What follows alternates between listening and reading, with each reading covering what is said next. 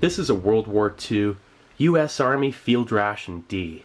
It's a 4-ounce chocolate bar designed as an emergency or a supplemental ration, and it contains 600 calories. This chocolate bar has raw oat flour added, raising its melting point from 92 degrees Fahrenheit up to 120, thus allowing it to be used in tropical climates. This one was prepared by Hershey Chocolate Corporation, Hershey, Pennsylvania. Now, it was originally designed by Colonel Paul Logan of the U.S. Army Quartermaster Corps in 1936. He contracted Hershey Corporation to further develop a chocolate bar that was not overly palatable and to where a soldier wouldn't just eat it random as a tasty snack, but also to taste only slightly better than a boiled potato. I'm going to give a little bit more background information on this as the video goes along. But just to say we did here, alright, so let's get this out onto a tray. Nice, okay, so the Field Ration D, first major procurements were in 1941. It was wrapped in aluminum, which that was an essential war material back then. 600,000 were procured in 1941. It needed to be switched to a different kind of packaging. In 1942, it switched to this molten wax-dipped carton with a cellophane inner wrapper designed to protect against bugs and gas contamination. In 1942, 117,800,000 D-bars were procured, and that produced a surplus to where in 1943 none were produced because there was no need. But in 1944, 52 million were produced. Field Ration D wasn't just packed by Hershey Chocolate Corporation. It was also packed by the Cuneo Press of Chicago, Illinois, Wrigley Company, Chicago, Illinois, and this one's kind of a mess with bug holes, and it's bloated, Shelmar Products Corporation, Mount Vernon, Ohio. Alright, so let's open this up.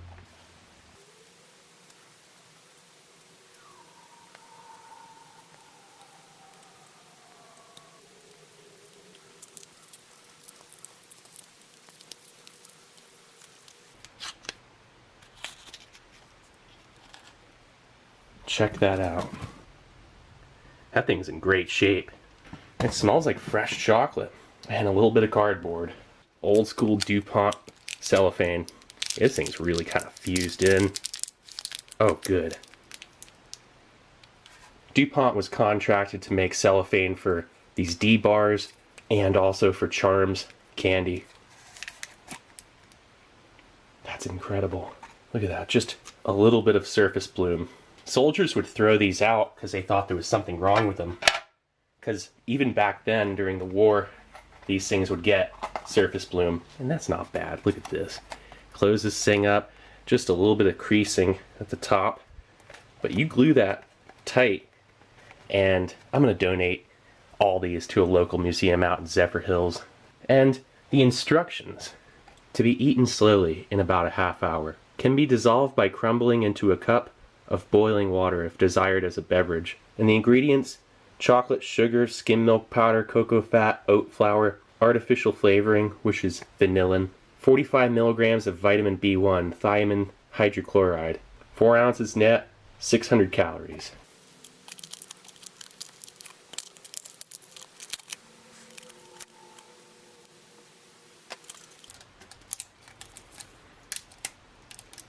I don't want to mangle the cellophane too much, but it may be necessary to actually get it out. Yeah, I'm just gonna peel it from the back.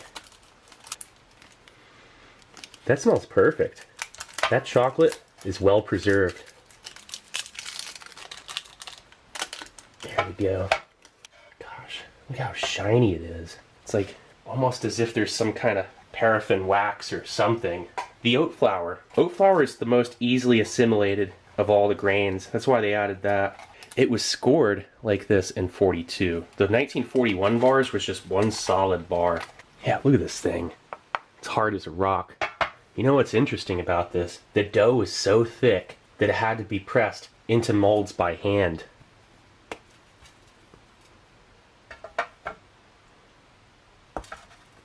And it can be crumbled to make a hot cocoa. So we're going to do that with 3 of the cubes. And 3, going to just eat them. Look at the center. Kind of like an airy center. So let's see what this thing's like.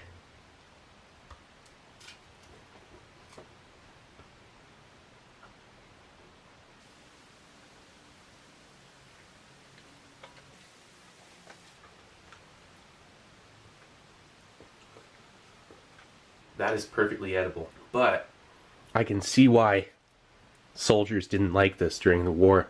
It was unpopular because it doesn't taste like normal chocolate. It's not designed to be. This is exactly the way it's supposed to be, actually. And it tastes like you're biting into a pre-formed hot cocoa powder. As if hot cocoa powder or hot chocolate powder was formed into a somewhat thick block. Like, I just want to get a bite of the outer part.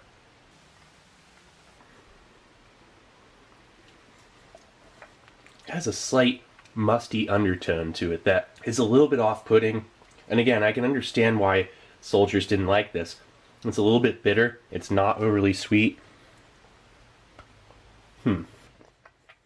It tastes so similar to the British counterpart, but that was a lot more bitter than this. This is normal. It's not like there's anything special thrown in there. The only additive it has is that vitamin B1, which, again, the other vitamins, if added, vitamin B6 or vitamin A, all of them will go sour or spoil over time. Vitamin B1, it doesn't. At least not so much to where it's going to affect the flavor.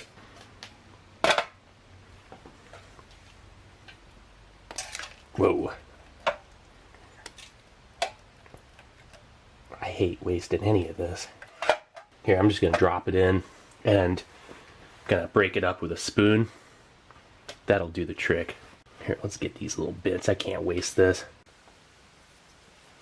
Yeah, I want to eat this whole thing. I'm going to enjoy it. They say eat it over the course of 30 minutes. The problem is soldiers would eat them too fast and they'd get this horrendous stomach ache. Those poor guys. This thing was designed to replace a missed meal, you know, or at least be a supplemental ration to the K or field ration C. And a lot of times these things would just get thrown out. There was such a surplus of them after the war that the US government was trying to figure out what to do with them. Yeah, this works. You just break it up with I mean, look at that. You just gotta do it up in a mess cup, because otherwise it's not too practical. Look at that chocolate soup that's 76 years old. That's awesome. It's still a little bit watery. Here, let me speed this up a little. Oh yeah. Have a bite with some D-bar soup. This is really hitting the spot. I can't complain.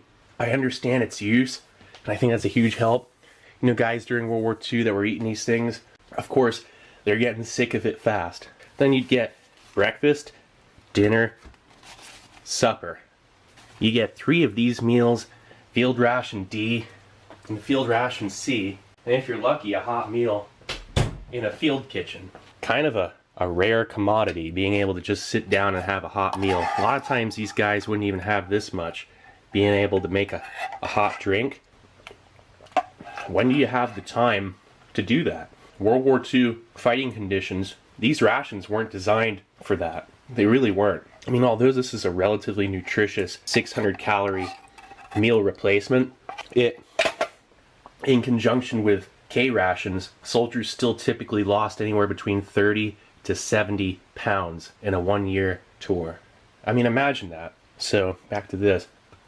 If you ate this thing too fast and without enough water, you would get bound up. Your stomach would be in knots. And I can imagine you'd have a newfound hatred for something like this. If you had to eat it and you're expecting this tasty chocolate bar and you end up getting this thing. I'm going to break that up in there too. Yeah, this is a fascinating experience. Field Ration D. Oh yeah, that last little extra cube really did it. For like an 8 or 10 ounce portion of water, 4 cubes is probably best. You'll have some not too watery hot chocolate.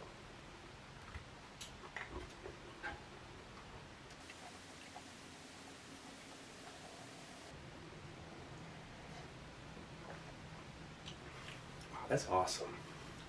Man, I must be really used to this stuff. But that's... all the rumors aren't true. I mean, this is a good bar. I cannot understand...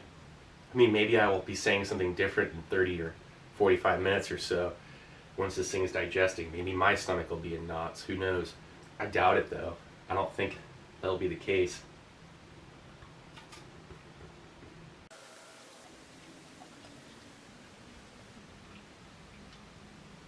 There's something always so profound about being able to eat a World War II ration that's perfectly preserved, or preserved enough to where you can eat the thing and really have a solid grasp as to what the soldiers were eating back then, which the ability to step back in time and be able to really see something like that and experience it.